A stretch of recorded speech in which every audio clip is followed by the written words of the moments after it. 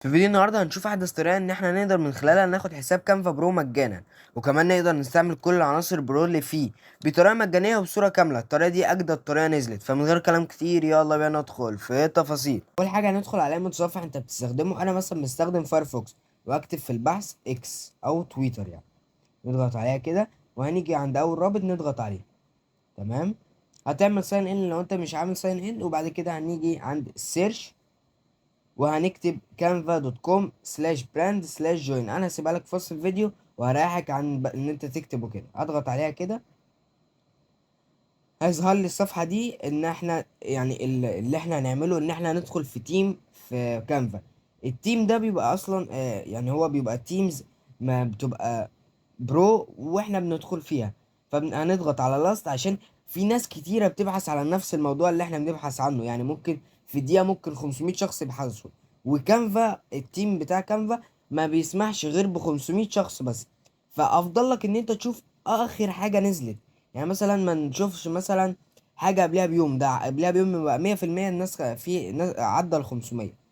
تمام. فهننزل تحت ونشوف كده. يعني مثلا انا بفضل يعني مثلا في هنا تو تيمز. هنا انا هفضل مثلا اللي هو الحاجات المباشره، يعني ما لقيتش مباشر في نفس اليوم عادي ممكن تجيب ده.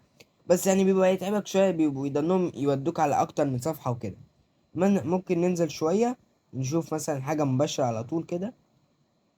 في مثلا ده نجربه كده، نضغط عليه ونشوف اهو. ده شوف من 5 ساعات بس خلص، يعني ال 500 عدوا. فممكن ننزل نشوف تاني هل في اصلا ولا لا.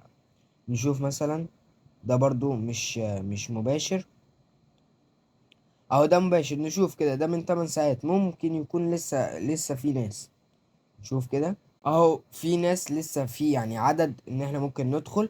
اهو هو التيم اصلا لغايه دلوقتي لسه في عدد 254، يعني في 254 يعني لسه في عدد ان هو ممكن يدخل. وهنيجي طب احنا دلوقتي مش عارفين هل هو برو ولا لسه فري. هندخل نجرب مثلا، ندخل على فيديو نعمل تجربة نشوف هل العناصر اللي فيه العناصر البرو ممكن استخدمها ولا لا. وهوريك هتعرف منين. نضغط على elements كده، ومثلا نختار اي حاجة، نكتب بحر مثلا اهو. مثلا البرو ده، شايف كلمة برو دي؟ هنا بيبقى في جنبها تاج. في الفري يعني في الحساب الفري بيبقى التاج ده لونه ذهبي، وحتى كلمة برو بيبقى لونها ذهبي. في الحساب او اللي هو الحساب بقى البرو بيبقى لونها يعني اللي هو ابيض، ابيض غامق، سيلفر. فمثلا انا هضغط عليها كده، مثلا هنعمل مثلا كده. نجرب مثلا ونشوف هل بعد يعني في الفري لما بعمل حاجة برو بيسمح لي ان انا يعني اعمل اكسبورت ليها او ان انا احملها، ولكن بيبقى عامل عليها كده اللي هو ايه، حطيت الشعار بتاع كانفا. فهنجرب مثلا نحط كده مثلا، وايه ونعمل كده مثلا. نظبط كده مثلا كده. نعمل تجربة اهو. حتى الآن دولت 2 فري. تمام. ونرجع مثلا نخلي دي لورا عشان نشوف هل بيظهر عليها ولا لأ. ونعمل شير كده ونشوف. نقول له داونلود ونقول له عايزينها ايه، مثلا صورة. نقول له بي ان جي ونقول له داونلود. ننتظر اهو. حتى مثلا السايز هنا بيبقى هنا بيقول لك ان هو في متاح ليك، هو عاملها هنا بالسيلفر. لو انا عملت كده خلاص كده اتفعلت، انا ما كنتش استخدمتها قبل كده اصلا. تمام. فممكن نعمل كده مثلا عادي كده مثلا.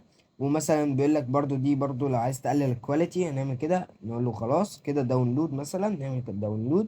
نشوف هل هو هيبقى حاطط لي الشعار ولا لا، شعار كانفا ولا لا. نضغط كده اهو دلوقتي خلص. نعمل نحفظه مثلا، نشوف هنحفظه هنا مثلا. نقول له ده حفظ، وايه وننتظر. اقول له فتح اهو.